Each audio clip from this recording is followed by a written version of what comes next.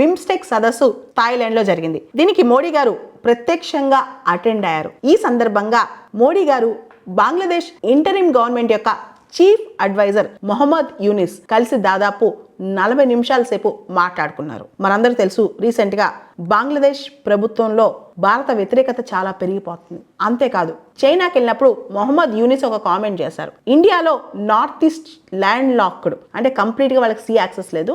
Bangladesh is the Guardian of the ocean అని చెప్పి దీనిపైన ఇండియా అభ్యంతరం కూడా తెలిపింది. ఇప్పుడు మోడీ గారు ఏదైతే డిస్టర్బింగ్ స్టేట్మెంట్స్ ఉన్నాయో, ఏదైతే మంచి సందర్భాన్ని మంచి సంబంధాన్ని డిస్టర్బ్ చేస్తున్నాయో అలాంటి స్టేట్మెంట్స్ ఇవ్వద్దని సూచించారు. అంతేకాదు, హిందూస్ మీద అటాక్స్ సంబంధించి కూడా చర్చించినట్టు తెలుస్తోంది. అయితే ఇంకో పక్క మొహమ్మద్ యూనిస్ మాత్రం ఖచ్చితంగా షేక్ హసీనాని ఎక్స్ట్రాడిట్ చేయమని అడుగుతున్నారు. అంతేకాదు, ఏదైతే హిందూస్ పైన అటాక్స్, మైనారిటీస్ పైన అటాక్స్, హ్యూమన్ రైట్స్ వయోలేషన్స్ ఉన్నాయో అవన్నీ ఎగ్జాగరేషన్స్ అని, కావాలని మీడియా అలా క్రియేట్ చేస్తుందని, యాక్చువల్లీ హ్యూమన్ రైట్స్ వయోలేషన్స్ అని కూడా షేక్ హసీనా టైంలో అయ్యాయని, తన టైంలో జరగలేదని కూడా ఆయన చెప్పుకొచ్చారు. ఈ సందర్భంగా బిమ్స్టెక్ మధ్య ఫ్రీ ట్రేడ్ అగ్రిమెంట్ కుదరాలని, బిమ్స్టెక్ లోని 7 దేశాల మధ్య ఒక స్వేచ్ఛా వాణిజ్య ఒప్పందం జరగాలని కూడా మొహమ్మద్ యూనిస్ ఆశించారు. బంగ్లాదేశ్లో ప్రజాస్వామ్యం ఖచ్చితంగా వస్తుందని చెప్పి 2025 చివరిలోనో 2026 మొదట్లోనో బంగ్లాదేశ్లో ఎన్నికలు జరుపుతామని కూడా ఆయన చెప్పినట్టు సమాచారం.